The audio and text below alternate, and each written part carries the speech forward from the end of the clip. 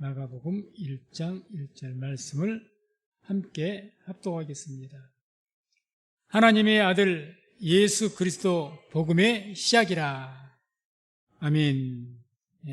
이 말씀으로 복음의 시작, 이런 제목으로 말씀을 선포하도록 하겠습니다.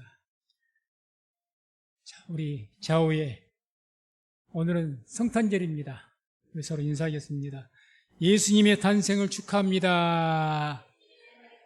예수님의 탄생을 축하합니다. 예수님의 탄생이 바로 복음의 시작이요, 하나님의 구원의 시작인 줄로 믿습니다. 우리 성도님들, 오늘을 기점으로 해서 더더욱 하나님의 구원이 시작되어지는 그런 복된 은혜가 있기를 주의 이름으로 축원을 드립니다. 오늘 말씀은 하나님의 아들 예수 그리스도 복음의 시작이다, 이렇게 말씀을 합니다. 우리가 먼저 복음이 무엇일까? 이렇게 한번 생각해 봤으면 좋겠습니다. 복음이 무엇이라고 생각합니까? 우리가 예수를 믿으면서 복음이 뭐라고 나름대로 내 개인적으로 말할 수 있는 좀 정리가 될 수 있으면 참 좋습니다. 꼭 전도하는 것에 중요한 것이 아니라 전도하는 것에도 중요하겠지만 내 자신이 하나님 믿고 예수님 믿는데 굉장한 중요한 좌표가 됩니다. 복음이 무엇인지를 정확하게 내 말로 정리해서 말할 수가 없으면 또 신앙이 초점이 잘 잡히질 않습니다. 그래서 말씀을 통해서 나만의 어떤 표현으로 다 같이 예수를 믿어도, 우리가 한 예수님을 믿어도 내가 믿는 예수가 있을 겁니다. 바울도 나의 복음이라고 했거든요. 내 복음, 나의 복음이라는 표현을 썼습니다. 우리에게도 나의 복음, 내 복음이 있어야 됩니다. 그냥 새롭게 만들라는 것이 아니라 내가 은혜 받는 것을 통해서, 말씀을 통해서 나의 복음이 있어야 되죠. 그래서 내가 말하는 복음, 이게 딱 잡혀 있으면요, 그 신앙은 분명한 신앙입니다. 분명한 신앙. 목회자들에게는 뭘 많이 물어보냐? 소명 받았느냐? 하나님의 부르심 받았느냐? 하면 소명에 확신이 있느냐? 이걸 중요하게 묻습니다. 목회자가 죄를 하면서 소명의 의식, 하나님께서 나를 기름 부으시고 하나님의 복음을 위해서 세우셨다는 그 소명의식, 사명의식이 없으면 목회를 제대로 할 수가 없습니다. 마찬가지로 성도님들도 내가 예수를 믿는데 나의 복음, 내가 믿은 예수, 이 복음이 나에게 딱 잡혀있지 않으면 참 신앙생활하기가 힘들어집니다. 힘들어져요. 그래서 모쪼록 오늘 말씀을 통해서 이 집사가 믿는 예수, 저 집사가 믿는 예수, 목사가 믿는 예수, 내 귀에 들려진 예수로만 생각하지 않고 내가 믿은 예수, 그 예수, 그 복음을 붙잡을 수 있는 복된 시간 되기를 주의 이름으로 축원을 드립니다. 오늘 복음이 뭘까? 누가복음 4장 18절 19절 보면 주님께서 이렇게 말씀합니다. 함께 합독합니다.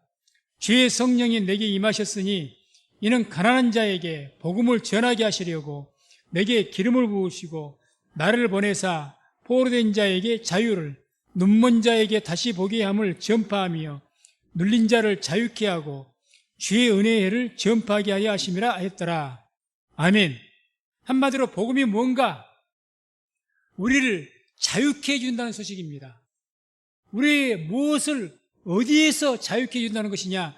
죄의 저주에 묶여 있었던 우리를 그 죄의 저주를 끊어버리고 자유케 해준다는 겁니다.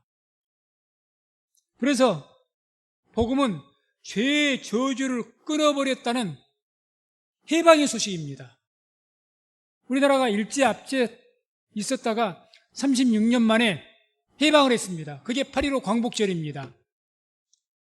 우리는 저 같은 나이에는 그 시대가 아니기 때문에 그 기쁨을 잘 모르겠지만 어른들 말 듣게 되면 그와 같이 기쁜 날이 없었다는 거예요. 해방이죠. 그동안 우리 민족이 나라의 말도 빼앗겨버리고 우리 민족의 문화, 풍토 다 빼앗겨버리고 일본은 우리를 어떻게 압제했습니까? 민족 말살 정책을 썼습니다. 한마디로 조선민족을 없애버리는 겁니다. 일본화 시켜버리는 거죠. 일본 사람 만드는 것이 그들의 목적이었습니다.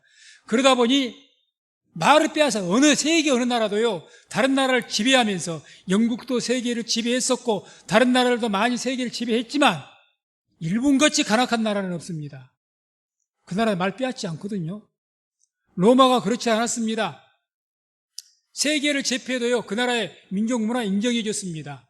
언어는 물론이죠. 종교도 인정해 줬습니다. 다만 우리 통치만 받아라는 거죠. 일본은 우리나라에 압제할 때 그게 아니었습니다. 아예 민족을 없애려고 했습니다. 얼마나 악한 일인지를 모릅니다. 그러니까 조선말 못 쓰게 하는 거예요. 문화 없애버린 거예요. 흰옷도 못 입게 하고 다니지 않습니까? 그들의 말은 이 나라를 개화시키겠다, 그런 명분이었지만 아예 말조차 없애버리는 것은 이 나라를 없애버리는 거죠. 그런 압제 속에서 우리나라가 해방이 되는 거죠. 오늘은 주님께서 탄생하신 날입니다. 주님의 탄생을 통해서 모든 죄의 저주가 2000년 전에 다 끊어지고 우리 모두에게 죄의 저주로 인해서 우리에게 묶였던 것들이 너무 많습니다. 육체가 묶였고 영이 묶였고 우리의 삶이 묶였습니다. 저주 가운데 있었습니다. 이것이 풀리게 되는 그 역사, 그 소식이 곧 복음입니다. 복음이죠. 그래서 우리는 이 복음을 반드시 전해야 됩니다. 나라가 해방됐는데 저 시골 마을은 한 달이 돼도 두 달이 돼도 나라가 해방된 줄 몰랐다는 거예요. 지금 이 시대같이 통신이 발달된 시대가 아니니까 저 강원도 살골짜기, 저 섬마을에 산 사람들은 이 나라가 해방된 지 몇 개월이 되도록 모르는 거예요. 전해야죠, 이 기쁜 소식을. 나라가 해방됐다는 걸 전해야죠.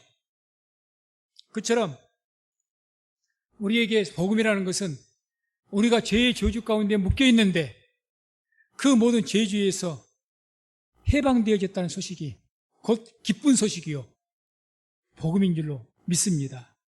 그래서 로마서 3장 9절에 보면 이런 말씀이 나옵니다. 그러면 어떠하뇨? 우리는 나으뇨? 결코 아니라 유대인이나 헬라인이나 다 죄 아래에 있다고 우리가 이미 선언하였느니라. 우리가 이 복음이 기쁜 소식이 되기 위해서는 먼저 알아야 될 것이 죄에 대해서 깊은 묵상이 있어야 됩니다. 내가 죄인이라는 것을 깊이 깨달아야 됩니다. 여기에서 복음은 출발을 합니다. 출발을 해요. 내가 죄인인 것을 모르면은 죄를 모르는데 죄의 저주에 끊어진 것이 나와 무슨 상관입니까? 내가 죄인이 아닌데 내 죄가 뭔지를 모르는데 죄가 내게 있어서 얼마나 심각한지를 모르는데 내게 죽을 병이 걸렸어요. 죽을 병이 걸렸는데 내 병을 몰라요. 내 병을 모르는데 어떻게 하다 보니까 나았어. 그게 그에게는 기쁜 소식이 될 수가 없는 겁니다. 나은 줄도 모르죠. 죄를 알아야 복음이 됩니다. 죄를 알아요. 그래서 오늘 뭐라고 표현합니까? 그러면 어떠하뇨? 우리는 나으뇨? 유대인이나 헬라인이나 다 죄 아래 있다고 우리가 이미 선언했다. 죄 아래 있다고 합니다. 우리가 다 죄의 저주 가운데 있다.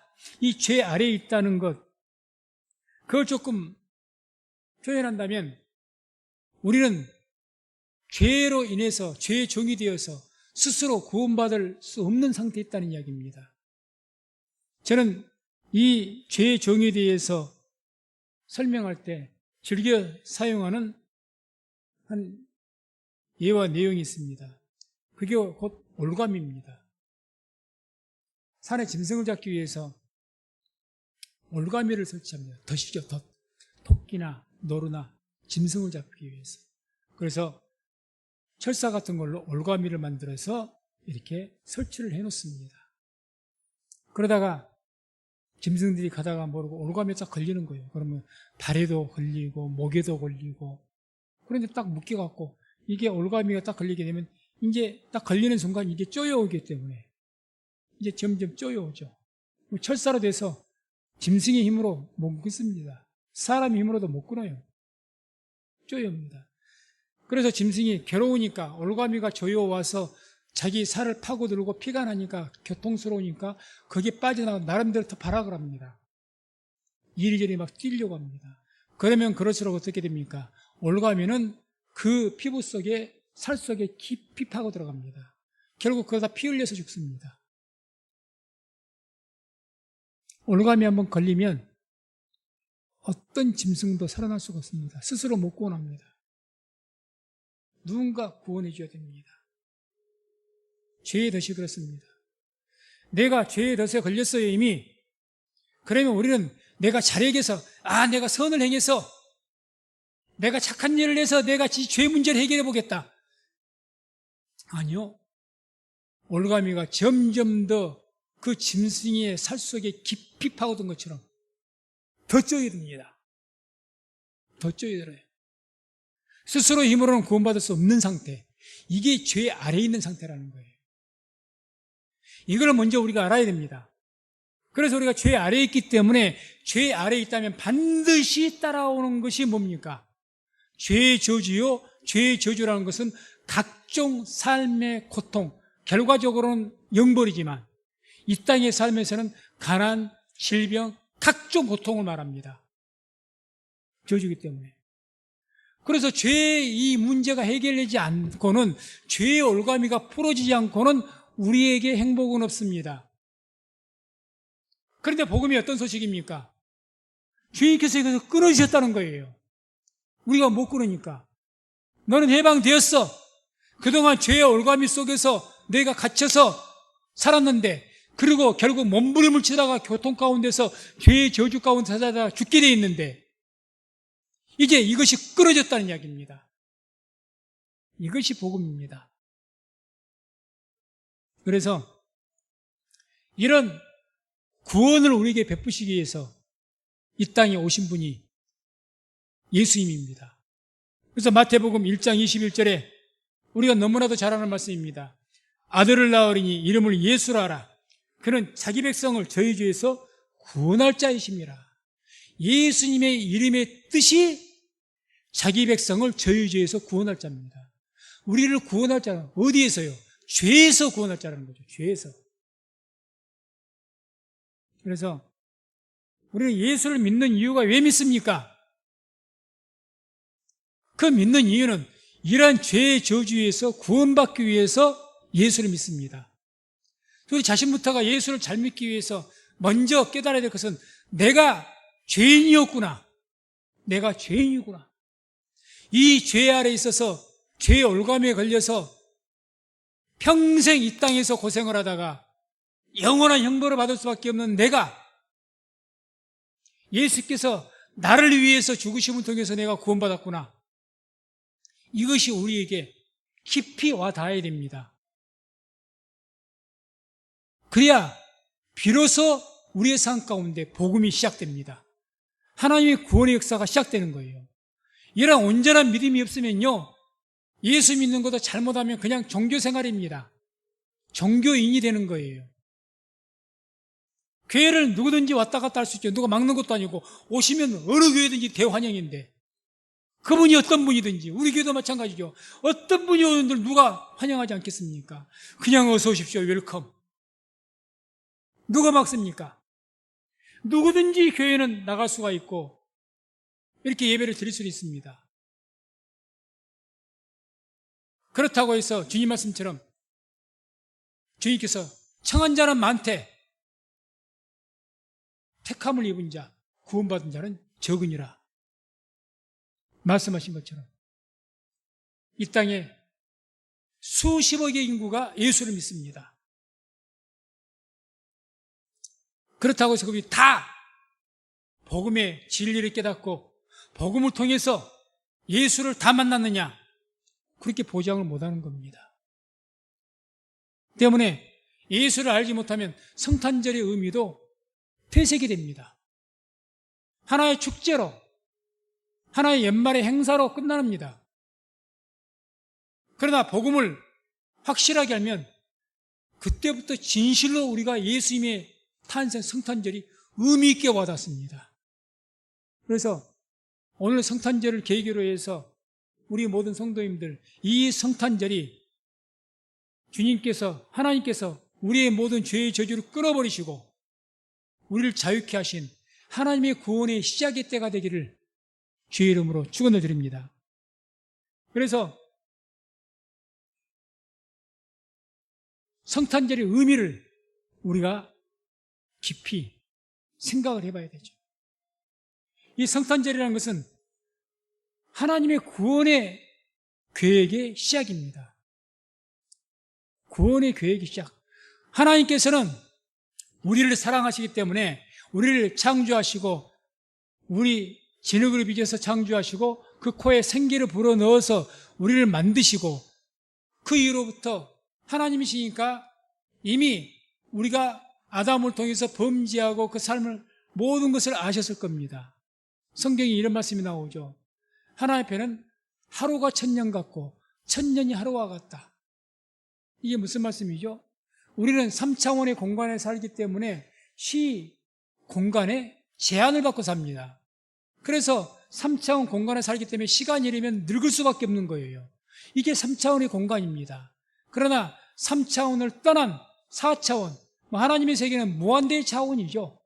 차원에, 이건 제 말이 아니라 이런 계통을 연구한 사람들이 정리한 이야기입니다.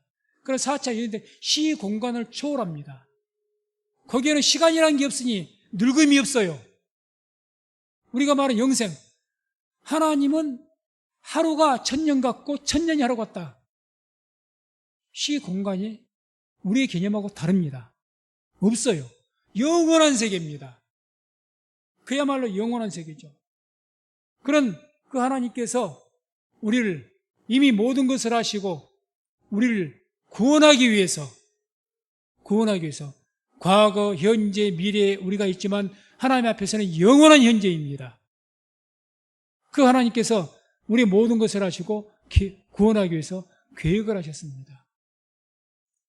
예수님께서 이 땅에 오신 것은 한순간 이루어지는 것이 아닙니다. 즉흥적으로 이루어진 것이 아닙니다. 에베소서 1장 4절 5절 보면 이런 말씀이 나옵니다. 곧 창세전에 그리스도 안에서 우리를 택하사 우리로 사랑 안에서 그의 앞에 거룩하고 흠이 없게 하시려고 그 기쁘신 뜻대로 우리를 예정하사 예수 그리스도로 말미암아 자기의 아들들이 되게 하셨으니 아멘. 창세전부터 하나님의 기쁘신 뜻대로 우리를 예정하셨고 누구를 통해서 구원하기를 계획을 한 겁니까? 예수 그리스도를. 언제부터요? 창세전부터라고 이야기합니다. 창세전부터. 하나님의 구원은 즉흥적인 구원이야. 하나님께서 인류를 창조하시고 보다 보니까 참 쟤네들 불쌍하네. 내가 지금이라도 구원해 줘야지. 이게 아닙니다. 이미 창세전부터 모든 것을 아시는 하나님께서 우리를 예수님을 통해서 구원하기로 계획하시고 작정하셨다는 겁니다. 작정한 거죠. 사람이 계획을 짜도 치밀한 사람들에게는 분명합니다. 그 계획대로 합니다. 하나님께서 계획하셨습니다. 실수가 있겠습니까? 그래서 하나님 앞에는 후회하심이 없다는 말씀이 있습니다. 하나님 앞에는 후회하심이 없느니라. 왜? 실패가 없어요. 우리가 구원을 받는다는 확신이 바로 여기에 있습니다. 하나님께서 창세전부터 나를 예정하셨고 예수님으로 구원하기로 작정하셨다는데 여기에 실패가 있습니까? 그럼 하나님을 안 믿어야죠.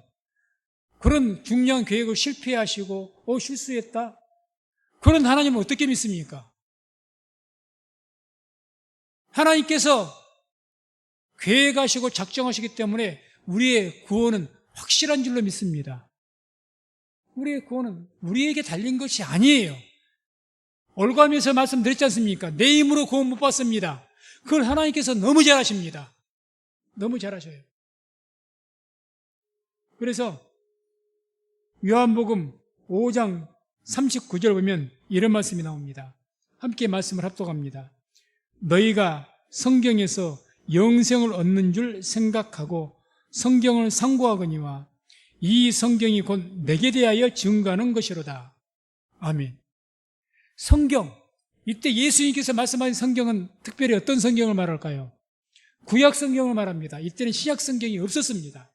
구약 성경이 어제 말씀드린 것 같이 39가지의 예수님이 이 땅에 오시고 삶을 살아가시고 죽으시고 부활하신 모든 사건을 39가지의 사건을 약 49개의 성경 구절로 다 예언이 됐다고 했습니다. 어떤 그림자로 비유적으로 상징적으로 한 것을 빼고 말입니다. 사건적으로만.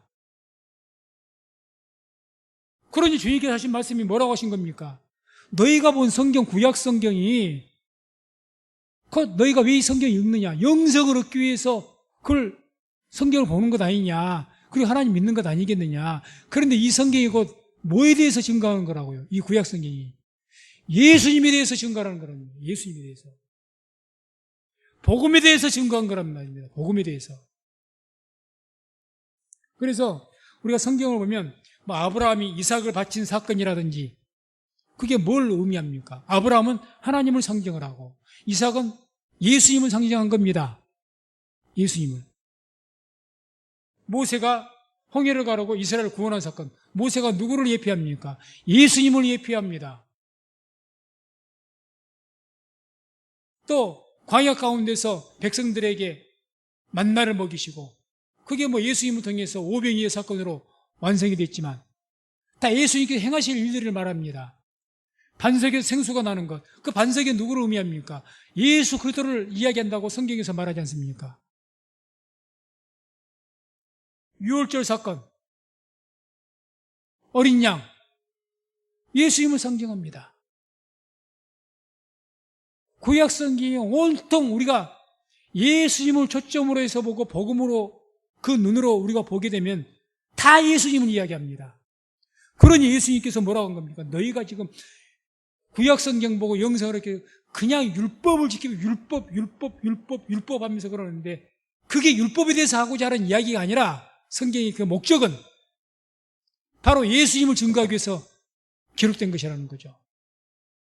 우리 모든 성도님들 구약 성경 읽을 때 그 안에서 복음을 발견하고 예수님을 발견할 수 있는 은혜가 있기를 주의 이름으로 축원을 드립니다. 이게 성령의 계시예요. 성령께서 우리에게 감동 주셔서 어떻게 하신다고 합니까? 진리 가운데로 인도하신다고 합니다. 진리 가운데. 진리 가운데라고 이야기한 것은 다른 말로 표현하면 진리 가운데가 아닌 곳이다는 변죽이 있다는 거예요. 그래서 진리 변죽은 율법입니다. 쉽게 말하면.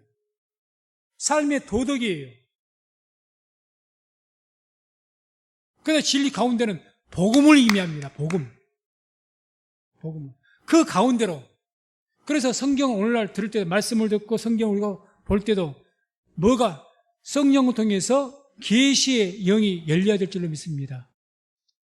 그래야 성경을 볼 때 말씀 들을 때 비로소 복음이 들려지는 거예요. 그래서 들을 귀 있는 자는 들을지어다. 귀 없는 사람이 누가 있어서 그런 말씀하겠습니까? 그 귀가 안 열린 거예요. 복음에. 그러니까 날마다 성경을 봐도 유대인들은 뭘 몰라봅니까? 복음은 보지 못하고 율법만 보는 거예요. 그 율법 가지고 사람들을 비판합니다. 정죄합니다. 율법 가지고 주님께서 사람을 살리려고 율법을 주셨는데 안식일을 왜 주셨습니까? 안식일 창세기 보세요. 안식일을 그나라 복되게 해서 복을 주시기 위해서 안식일을 창시하셨습니다. 안식일에 계명하고 사람을 죽이려고 하잖아요. 유대인들은. 율법을 왜 주십니까? 율법을 통해 죄를 깨닫고 죄 짓지 않고 하나님께 복을 받고 살게 하기 위해서 율법을 주신 거예요. 죄를 깨달으라고. 그런데 율법을 가지고 사람을 죽이려고 합니다. 오늘날도 복음을 깨닫지 못한 사람들, 그런 사람들은 신앙생활에도 율법적인 신앙을 합니다. 그렇기 때문에 날마다 비판을 하는 거예요. 비판만 합니다.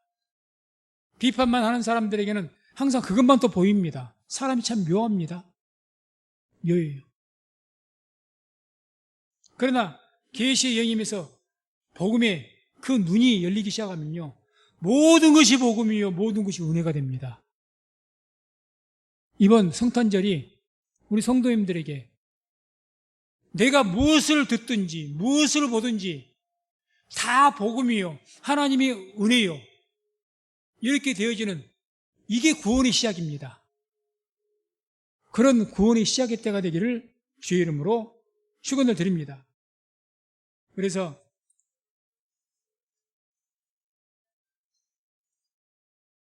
복음은 이와 같이 하나님의 구원의 계획의 시작이요, 또 한 가지 우리가 말씀할 수 있는 것은, 두 번째로는 새로운 역사의 시작이라는 겁니다.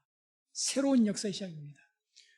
예수님의 탄생은 신화가 아니고 전설이 아닙니다. 어제 말씀드린 것처럼 역사적인 사건입니다.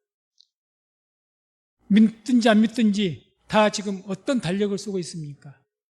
다 똑같은 연도로, 오늘이 2023년 12월 25일입니다.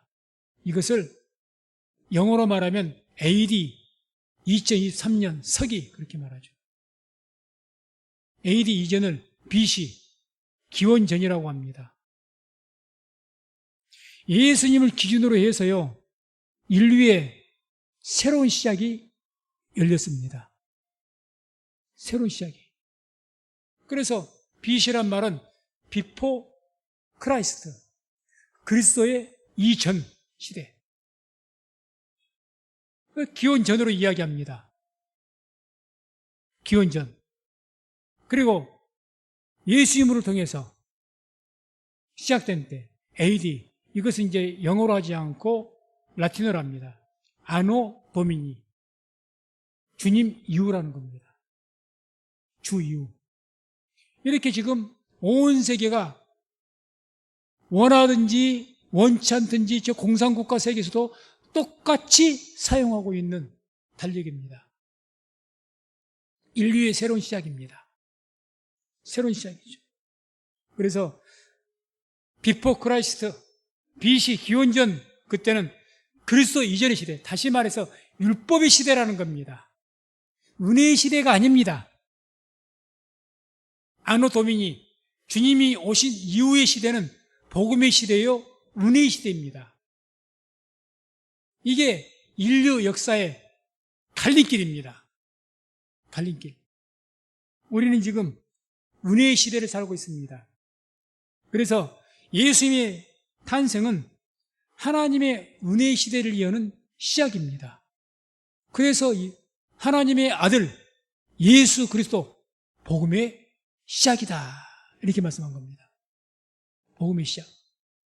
그래서 우리가 성탄절, 내년에도 성탄절이 있고 그 후에도 주님 오신 그날까지는 우리가 성탄절을 기념할 겁니다. 그때마다 이런 성탄절의 의미를 깊이 새기시고 성탄절을 통해서 다시 한번 우리 성도님 삶 속에 하나님의 구원이 새롭게 시작되어지는 그러한 은혜가 있기를 주의 이름으로 축원을 드립니다. 또한 예수님은 구원의 시작이요, 완성입니다. 복음 말하면 우리가 쉽게 말해서 어떻게 복음은 곧 예수님입니다. 예수가 곧 복음이다. 예, 맞습니다. 예수님이 복음이죠. 그 예수님께서 계시록 22장 13절에 이렇게 말씀합니다. 함께 합독합니다. 나는 알파와 오메가요, 처음과 나중이요, 시작과 끝이라. 아멘. 알파와 오메가, 헬라어의 첫 단어, 그리고 마지막 철자입니다. 영어 같으면 A고 Z죠. 처음과 나중, 시작과 끝이다. 예수님의 탄생이 복음의 시작이요, 예수님의 죽으심과 부활이 복음의 완성입니다.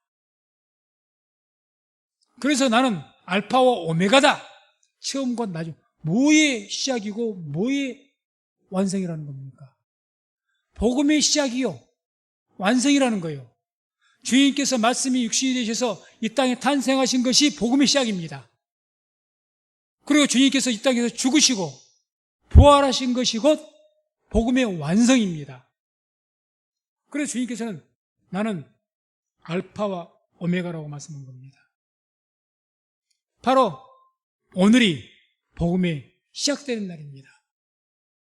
그래서 이 복음이 시작됐다는 것은 하나님께서 창세전부터 우리를 구원하기 위해서 작정하시는 날이죠. 아마 예수님이 탄생하실 때 하나님께서 저 하늘나라에서 얼마나 기뻐하셨을까 모릅니다. 그것이 천사들을 통해서 대변이 되는 거죠. 하나님은 너무너무 기쁘신데 왜? 그토록 주님께서 사랑하는 백성들을 구원하기 위해서 계획하셨던 것을 하나님 때 드디어 구원이 시작되는 거예요. 얼마나 하나님 기쁘셨습니까? 그 천사들이 기뻐하고 그러는데 이 세상 사람들은 아무도 그걸 모르는 거예요. 그것도 하나님의 백성들이 다 모르는 겁니다. 복음을 모르면요, 헤롯 왕시대에 예루살렘에 아무도 예수님의 소식을 기다리지도 않았고 알지도 못했던 것처럼 아마 이 시대도 똑같을 겁니다. 흔히 어떤 분이 이런 말을 합니다. 오늘날 성탄절을 빗대어서 한 이야기였습니다. 성탄절날 예수님께서 내려오셨는데 성탄절날 교회에서 성탄절이라고 예배를 드리니까 주님께서 들어가려고 하니까 못 들어오게 막더랍니다. 그냥 하는 이야기인데 뼈가 있는 이야기죠. 교회에서 예배드리는, 그리고 나름대로 뭐 축하한다, 뭐 행사하고 행사하는데 그 안에 예수가 있냐는 거죠. 주인공이 누가 돼야 됩니까? 주인공은 우리가 아니라요, 예수님이 돼야 됩니다. 우리 사람들도 누구 생일을 맞았어요. 그날 생일은 그 사람이 주인공이에요. 근데 예수님 오신 걸 막는데요. 예수가 없대요. 이거 참 기가 막힐 일이죠. 왜 그럴까요? 복음을 모르면 그렇게 됩니다. 복음을 모르는데 복음의 시작이 뭐고 완성이 뭡니까?